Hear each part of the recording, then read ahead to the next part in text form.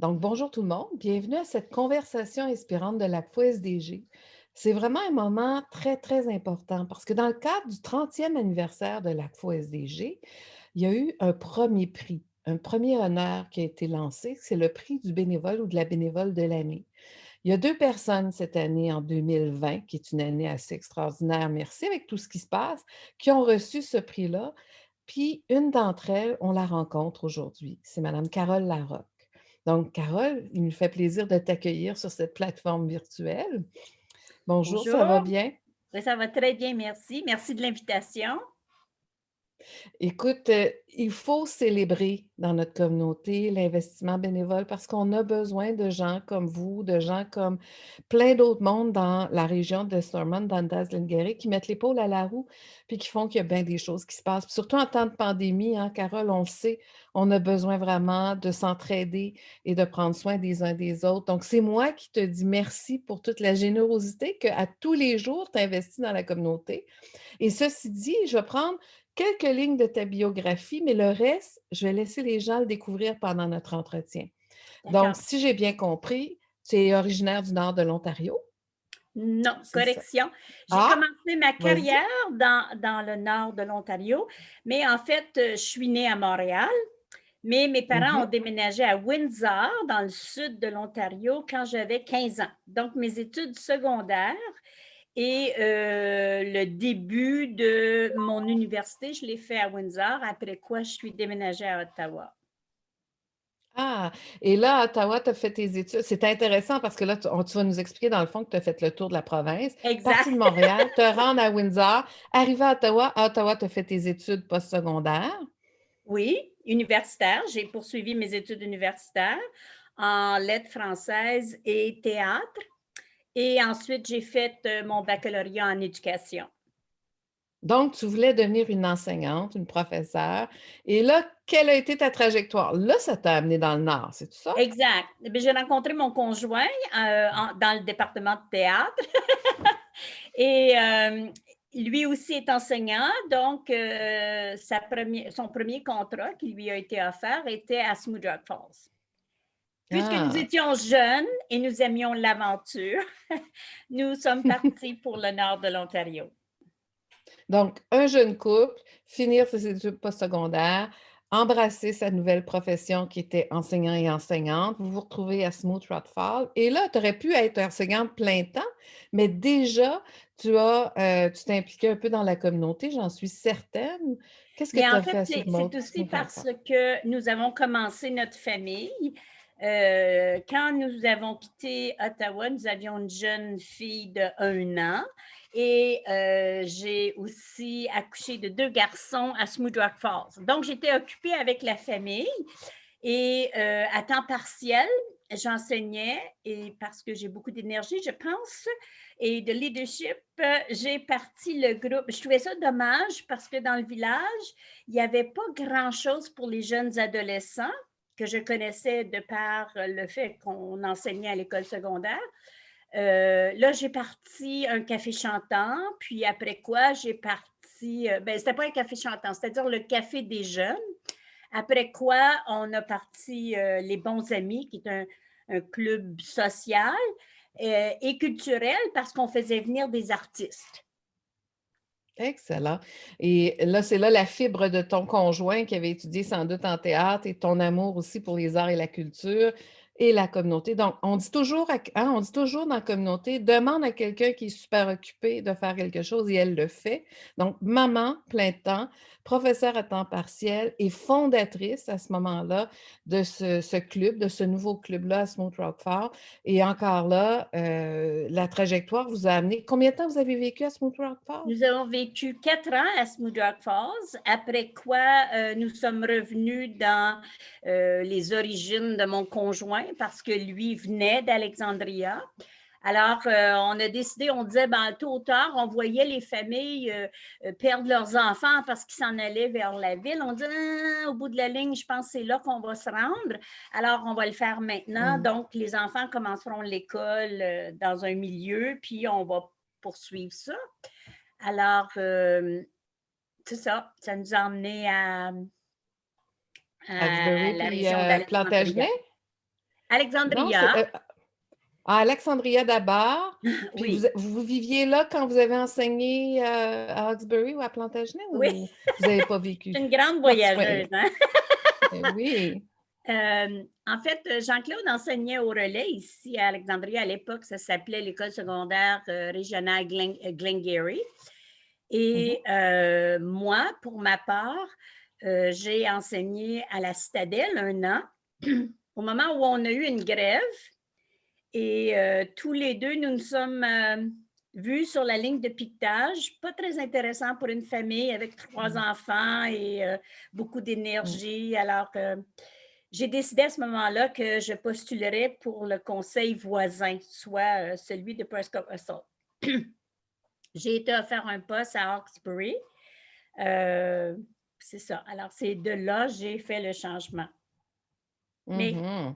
la trajectoire de la vie, hein, je pensais être de bien gérer ma situation, mais finalement, quelques années plus tard, c'est devenu un conseil scolaire parce que SDG s'est joint à Prescott Russell. Donc, on a eu une autre Excellent. manifestation politique en 95 et on s'est retrouvés sur la ligne de piquetage. Mm. Mais c'est pas tout le monde qui ont vécu des lignes de piquetage. Moi, je me rappelle très, très jeune, j'avais été encouragée, c'était l'Union du Canada, à Ottawa, je pense que j'avais 17 ans, puis il y avait eu une ligne de piquetage pour encourager les employés. Puis c'était avec notre prof d'histoire à l'école Charlebois. Donc, une ligne de piquetage, là, ça veut dire que collectivement, vous avez décidé que les conditions, il fallait se battre, puis vous vous êtes entraidés pour aller faire front commun, c'était ça? Comment ça se vivait? C'était dur sur les revenus, mais pourquoi on fait ça à un moment donné? En fait, en 95, c'était une manifestation politique. En fait, c'était la boîte à outils là, où on coupait plusieurs avantages pour les enseignants. Mais en plus de ça, on voulait couper, ce qu'on a fini par faire de toute façon, euh, la 13e année. Puis nous, OK. comme enseignants, on trouvait que c'était trop tôt de parachuter les jeunes dans un milieu Mm. universitaire. Puis tout ça, on comprenait l'élément financier de la décision, mais on ne trouvait pas que c'était pour le meilleur pour les jeunes. Alors, c'est la raison principale pour laquelle on a appuyé le mouvement. Merci. Donc, c'est ça, il faut avoir une conviction, puis il faut Oui, s'associer avec un groupe, puis on ne porte pas oui. une cause tout seul, une mission tout Non, seul, on y va avec tout le monde. Puis, ben, en tout cas, ce sont des belles expériences collectives. En tout cas, tu vas avoir des choses à raconter si ce n'est pas déjà fait à tes petits-enfants. absolument. Absolument. Oui. Et là, on arrive, tu es toujours à Alexandria, bien installé. Moi, je l'ai fait la route, là, Alexandria, Plantagenet, Saint-Isidore, Roxbury. Donc, Mhm. tu étais sur la route, là, aller travailler, revenir chez toi, élever toujours tes 3 enfants. C'est quand même une grosse job, là, ça, là, juste là, en plus d'aller enseigner tes pleines journées. Oui, mais en fait, j'ai vécu une année à enseigner un prêt de service ici à Alexandria et je ne peux pas dire que l'expérience fut positive. Pas professionnellement, c'était bien.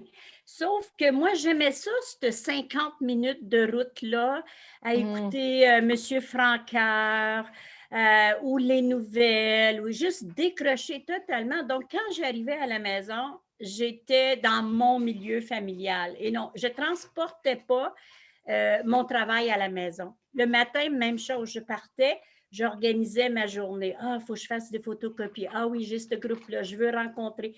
Alors, j'avais ces 50 minutes-là, c'est un peu comme de la méditation. Pas que mhm, je ne portais pas attention à la route, mais ce sont des routes de campagne quand même. Alors, je ne mhm. suis pas dans la grosse circulation. Ouais. Là, dans la région, tu n'as pas baissé les bras non plus. En plus d'enseigner, d'être maman, d'être conjointe, tu as continué à t'engager au niveau bénévole dans la communauté. C'est un peu pour ça qu'on te reconnaît cette année comme bénévole de l'année, mais dans le fond, tu es une bénévole à vie. Tu t'es impliquée, si je me rappelle bien, au Centre culturel Les Trois Petits Points, le Centre de santé de l'Estrie. Tu as été souvent fondatrice avec un groupe de gens à créer des choses. Peux-tu nous en parler un peu des différentes organisations dans lesquelles tu as été impliquée? Puis après ça, je te poserai une autre question. Oui, bien sûr. Mais en fait, je vais dire tout de suite au départ que même comme enseignante, euh, je faisais beaucoup de bénévolat parce que j'ai parti une troupe de théâtre. aussi bien à Hawkesbury, puis ensuite, 5 ans plus tard, je l'ai fait à Plantagenet. J'ai organisé le tournoi provincial d'improvisation pour les écoles secondaires. Donc, je pense que quand c'est en toi, il y a tellement de choses à faire. C'est là, tu le vois. Tu ne peux pas juste t'asseoir sur tes lauriers et dire « Ah, c'est dommage, ça n'existe pas. » Pour moi, c'est plus fort que moi. Je dois faire quelque chose. Alors, puis je dois dire que c'est très positif dans l'enseignement quand tu t'engages auprès des élèves en dehors des heures de classe parce que souvent, c'est parce que c'est leur passion. Donc, ils partagent cette passion-là avec toi. C'est vraiment des moments magiques. Alors, bon, ceci étant dit, oui, le centre culturel, quand je suis arrivée, c'est sûr que après avoir parti le club culturel à Smooth Rock Falls, j'avais ce goût-là de poursuivre. Ici, c'était déjà en marche, c'est pas moi qui l'ai fondé, sauf qu'il venait de terminer une étude de faisabilité qui faisait la promotion de la construction d'un édifice physique parce que le centre culturel déménageait souvent. Donc, ces services étaient perdus dans la communauté. Alors, je me suis mis à la tâche et souvent c'est une question familiale, comme mon conjoint aussi. J'ai pris la présidence, puis mon conjoint il a pris la présidence pendant que je travaillais sur le comité d'édifice. Alors, de fil en aiguille, ça a toujours été une collaboration. Autant qu'aujourd'hui, il est président de la Saint-Vincent-de-Paul ici, mais moi, j'y travaille dans d'autres, en dessous. Je pense que la hiérarchie existe pour qu'on ne se perde pas dans les rôles, mais un étant pas plus important que l'autre. C'est ça un travail d'équipe. C'est que tout le monde met la main à la pâte. Alors, à cette époque-là, c'est ça. Et c'est ce qui a donné qu'en 91, on a eu notre édifice, un bel édifice d'ailleurs, qui cette année sera vendu. Et voilà. Mais les besoins ont dû grandir. Les besoins ont dû grandir, ont dû changer. Oui, ils changent, c'est sûr, parce que la communauté change. Et puis, mais j'étais tellement fatiguée en 91 avec tout ça, l'histoire de l'édifice, c'était quand même un gros dossier.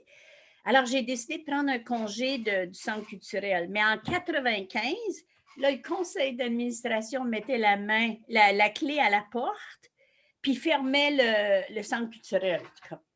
J'en revenais pas. De fil en aiguille, ma fille travaillait sur un projet d'été. Là, elle dit « Maman, on ne peut pas laisser ça fermé, ça n'a pas d'allure. » Donc, j'ai repris le conseil, en fait, j'ai repris l'administration, puis j'ai fondé un nouveau conseil d'administration.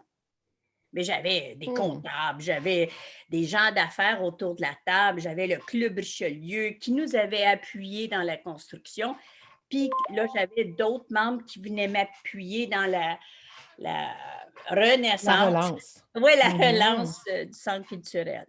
Alors, j'ai fait ça au début des années 2000. Je t'avoue que j'ai utilisé le mot relance, mais toi, tu as utilisé le mot renaissance. Je pense que c'est vraiment plus une renaissance parce que ça vous demande beaucoup d'énergie.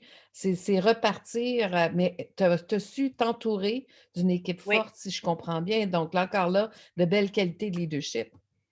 Oui, je peux dire, en fait, oui, c'était une nouvelle équipe, d'autant plus que non seulement qu'on partait à zéro, mais on partait avec des dettes accumulées de 95 000 $.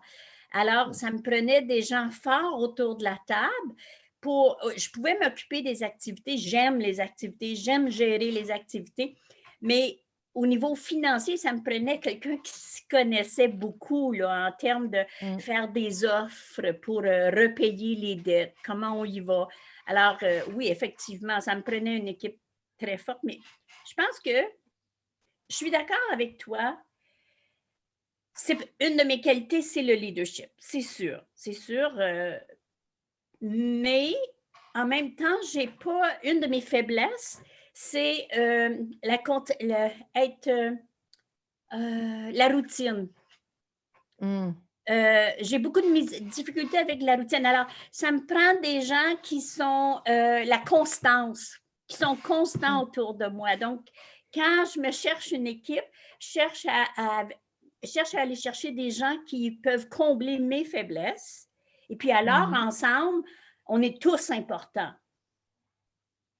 C'est ça qui va Exactement. faire avancer. Mais ce qui est intéressant, c'est que c'est que tu les nommes, toutes les qualités que d'un leader ou d'une leader, puis ça fait partie de ça, d'avoir une bonne vision des choses, savoir vers où on s'en va, avec qui on a le goût de travailler, s'assurer de la complémentarité des forces des uns et des unes et des autres, et là, ben, agir. Puis toi, tu étais beaucoup plus dans la réflexion, la vision, l'orientation, la motivation, puis il y en avait d'autres qui étaient plus dans le souci, la rigueur et le quotidien. C'est vraiment des solutions gagnantes, juste pour nous, parce qu'il y a beaucoup de monde qui ne connaissent pas cette histoire-là. Ça vous a pris combien de temps pour, on dit, effacer ce déficit? C'est quand même un gros montant, ce Moi, travail-là je dirais, d'équipe, là. quand je suis en 2000, là, on n'avait plus. Là. De 95 à 2000, ça n'a pas été laborieux, je vous dirais, parce que l'équipe était forte. Je vous dirais peut-être 2-3 ans. Puis après ça, là, on commençait à bâtir. Alors, quand j'ai pris une pause au début, parce que tu ne peux pas quitter, là, on est à zéro, tout est beau. Il faut quand même avoir un coussin, puis bon. Alors, quand je l'ai quitté au début des années 2000, là, c'était très sécure, très bien. Il y avait une certaine routine. Là. Je veux dire, il était temps pour moi de partir. Mais oui, puis en plus, c'est que tu avais d'autres défis sans le savoir qui t'appelaient sans doute, parce que je vois que sur ta feuille de route, tu as été impliqué en plus au Centre de santé de l'Estrie, au service de toxicomanie de l'Est de l'Ontario et maintenant à Saint-Vincent-Paul d'Alexandria et Fraternité d'Alexandria. Donc, en soi, là, dans toutes ces organisations-là, si je t'avais à te demander, partage-nous ton coup de cœur, puis pourquoi c'est ton coup de cœur? Parce que tous tes engagements sont sans doute très, très importants, mais lequel serait un coup de cœur dans tout ça? Oh, que c'est dur, hein? C'est C'est très difficile. difficile parce que, en fait, c'est pas moi qui choisis. On dirait que la vie m'emmène là. Là où quand j'étais avec les jeunes dans l'enseignement, j'adore les jeunes adolescents. Ils sont transparents, ils disent les choses comme elles sont, comme ils le pensent. Puis ça, j'adore ça. Aujourd'hui, j'adore travailler avec les aînés parce que je trouve qu'ils sont pleins de talent, c'est incroyable. Et Mhm, puis souvent, mhm. on n'est pas obligé de leur dire ce qui est évident, là, comme l'importance de ta culture. Puis ils le savent parce qu'ils et elles l'ont vécu. Alors, j'adore travailler avec les aînés en ce moment. D'ailleurs, récemment, je me suis engagée pour la Farfo régionale de l'Est à titre de vice-présidente. Mais alors, j'adore ça. Quand je fais des ateliers pour l'ACFO, je suis une passionnée. C'est difficile, mais quand je m'engage dans quelque chose, c'est parce que j'y crois.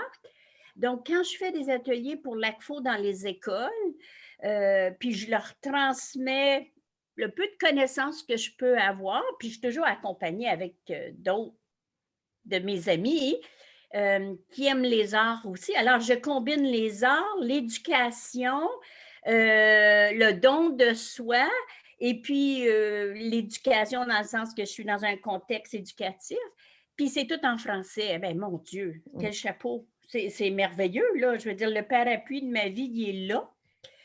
Là où j'ai trouvé le plus dur, c'est plus difficile, c'est plus facile pour moi de dire là, là où ce fut un défi pour moi, c'était les services de toxicomanie parce que tout se faisait en anglais. Pas parce que je ne comprends pas l'anglais, mais mon rôle à moi était pour s'assurer que les services en français, OK, parce qu'on est une région désignée, étaient respectés. Ben, je trouvais ça un peu, c'est du missionnarisme un peu, là, autour d'une table où personne ne comprend le concept.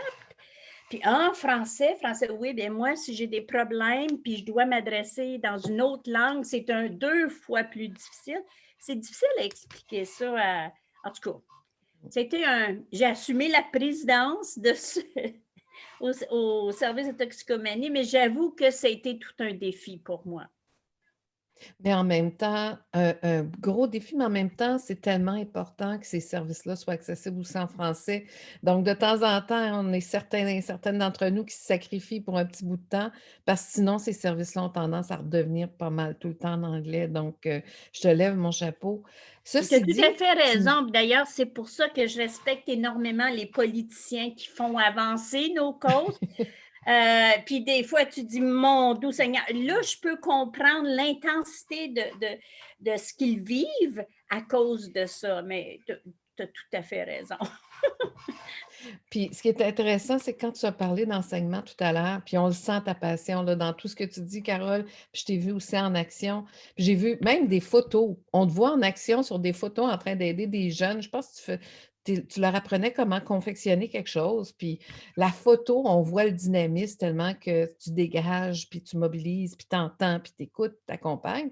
Mais tantôt, tu as dit, j'étais une prof engagée, puis quand on travaille avec des jeunes adolescents, puis là, tu as rajouté plein de choses, tu as vécu des moments magiques. Je pense que c'est là que les gens ne comprennent pas quand on s'investit pleinement dans quelque chose, que ça soit rémunéré, comme quand tu étais prof, ou tout ce que tu nous racontes comme bénévole, c'est que tu la sens, cette magie-là. On dirait que tu me racontes ça, puis tu le racontes à tout le monde aussi.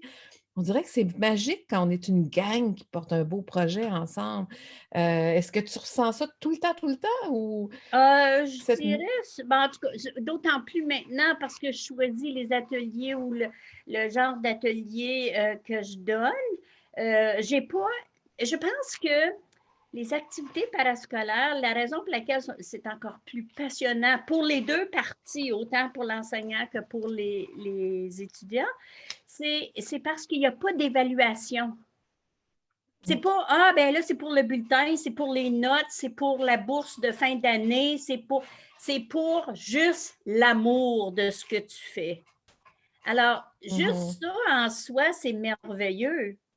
Mais si tu mets une barrière d'évaluation, puis tu as un devoir à faire, puis tu as plein. Je ne dis pas que ça doit pas être ça, là. C'est pas ça que je dis du tout, du tout. D'autant plus que j'ai enseigné le français.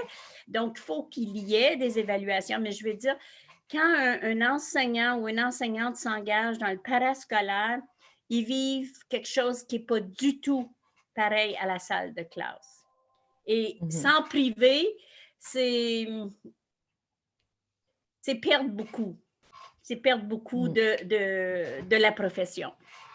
Moi, Mmh. j'ai travaillé avec des équipes de jeunes où, comme quand on a organisé le tournoi provincial, mon Dieu, les jeunes m'ont appris des choses, comme, surtout à Mmh. l'ordinateur, Mmh. puis comment faire la mise en page, puis la publicité. Puis j'étais là, à chaque chose qu'ils me présentaient, je me disais, oh, ben c'est merveilleux. Ça fait que c'était vraiment un travail d'équipe. Je ne les voyais plus comme des élèves, mais je les voyais comme des collègues. Là. Ah oui, on va faire ça. Mmh. Il n'y avait plus de différence d'âge, on travaillait sur un projet. C'était Mmh. magique. Ben, tu vois, tu ramènes le mot magique. Ceci dit, tu es encore impliqué dans des organisations, que ce soit la Fraternité Saint-Vincent-Paul. On est en pandémie.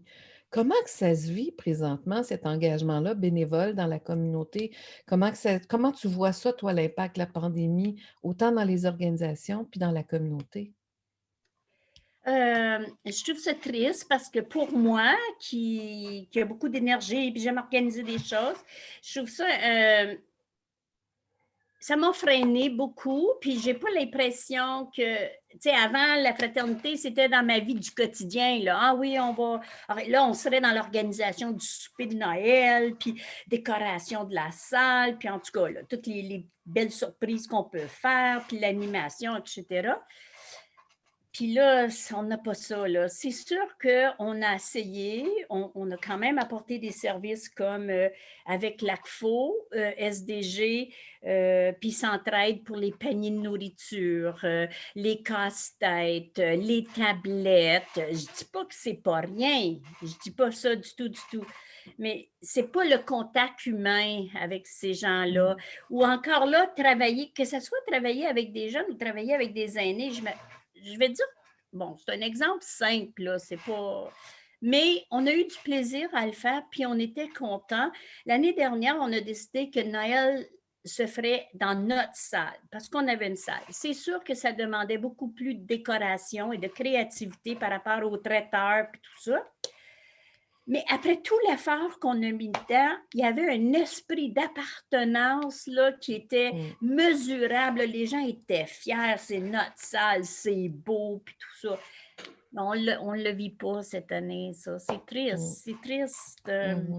Mais peut-être que la première activité après la pandémie, une fois qu'on aura sécurisé nos membres, puis tout le monde se retrouve en santé, peut-être que notre esprit de fête va être encore plus grand et peut-être qu'on va encore plus apprécier le fait qu'on a ces rassemblements-là. J'espère, en tout cas, on ne sait pas quand ça va finir, là. J'aimerais ça que ça tombe pour la Saint-Jean l'année prochaine, là. Notre gros Ben, pique-nique, la Saint-Jean, là, on ne sait pas. on peut peut-être le demander au Père Noël, là, parce qu'il y en Ouais. aura un Père Noël entre toi et moi dans SDG prochainement. Ça va être une belle annonce.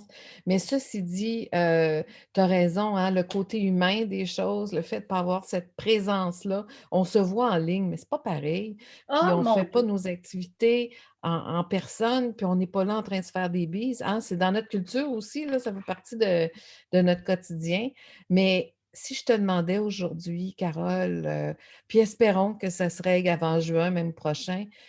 Comment tu la vois, la communauté d'Alexandria puis de Stormont Dundas Glengarry dans 5 ans ou dans 10 ans d'ici? Parce qu'elle avait déjà commencé à se transformer avant même la pandémie. Il y a plein de nouveaux mondes qui viennent s'installer dans la région parce qu'ils adorent la région puis ils trouvent qu'il y a une belle qualité de vie puis que les écoles sont bonnes puis le service de santé en français, il est bon, tout ça. Comment tu la vois, la communauté, dans 5 ans puis dans 10 ans d'ici?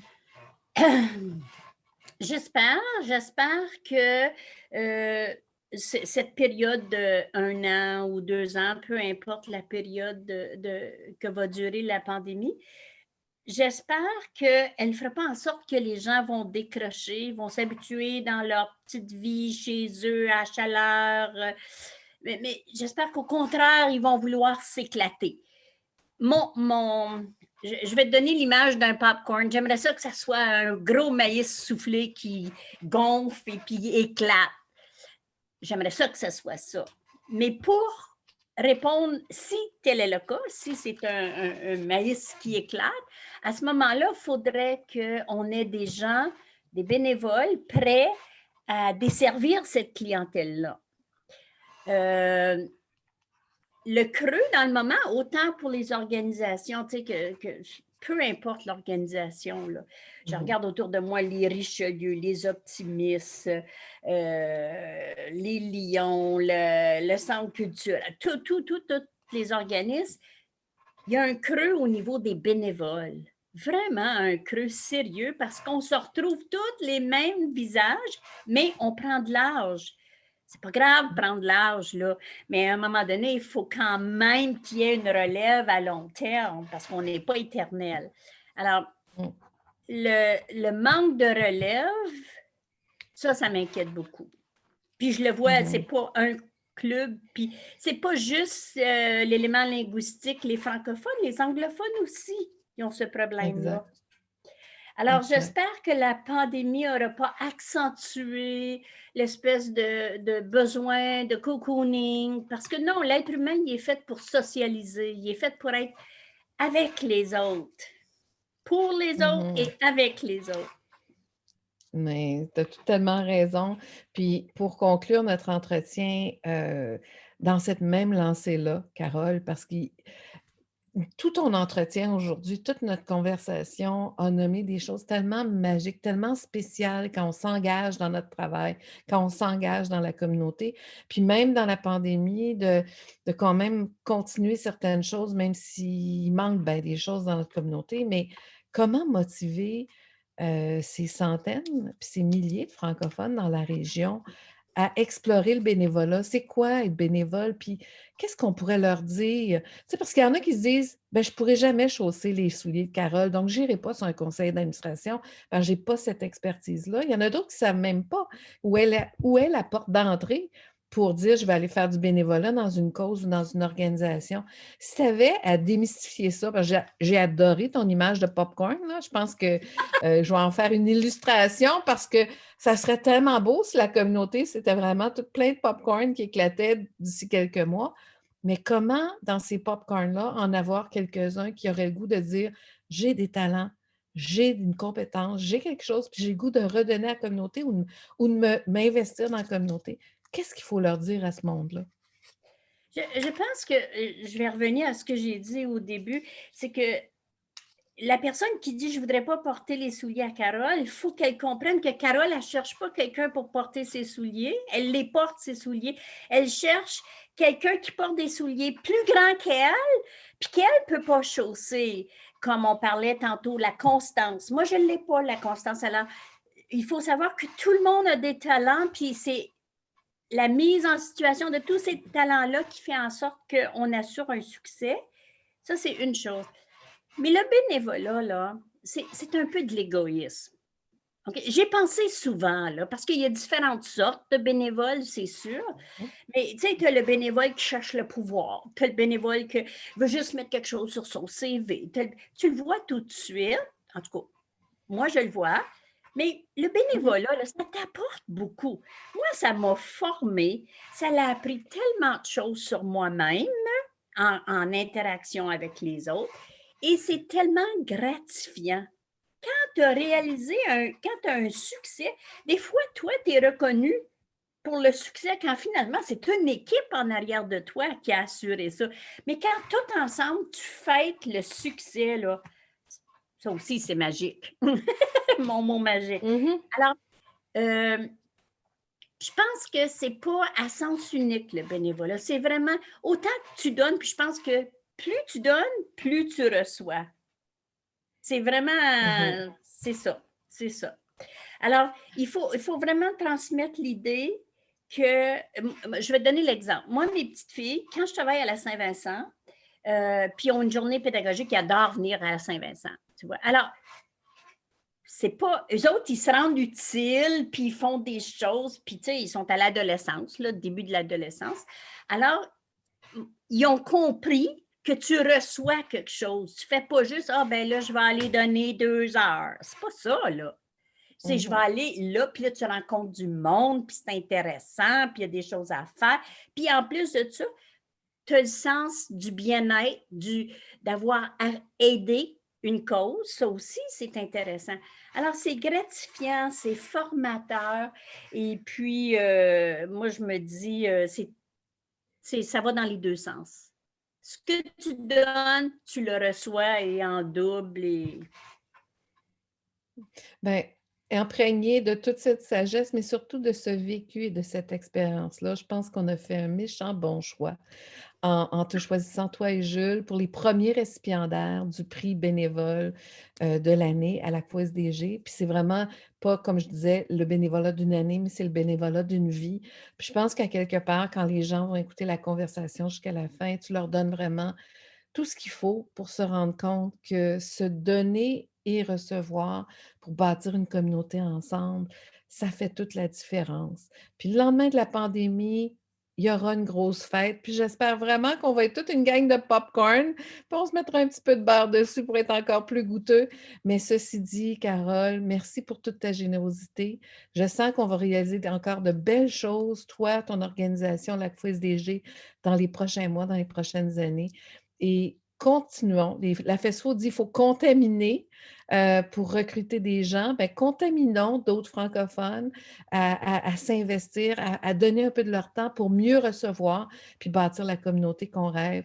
Carole, pour le mot de la fin, si tu avais une ou deux ou trois phrases à partager à la communauté, je te laisse la parole. Merci, Ethel. Je vais dire deux choses. Donc, la première, c'est, je pense que nous, la communauté francophone, on est avantagés parce qu'on est une petite communauté dans la province de l'Ontario. C'est facile de s'engager. C'est très, très facile de s'engager dans cette petite famille-là qui est chaleureuse et comme tu le disais au début de notre entretien, qui aime se donner des câlins, puis des accolades. Puis, alors, c'est facile pour les francophones de le faire. 2, j'aimerais te remercier pour cet entretien et l'ACFO pour la générosité de m'avoir offert ce prix. Est-ce que je peux le montrer? Oui, oui, on ne l'a pas vu parce que Alors, la GA n'était pas en personne. Bravo, c'est excellent. alors, Oui. merci beaucoup, beaucoup. D'autant plus que à côté de Jules, là, mon doux, tu sais, je veux dire, le bénévole par excellence. Alors, j'ai été vraiment honorée. Merci beaucoup. Ben, à la prochaine, puis on se revoit au party de popcorn. Oui, avec du beurre.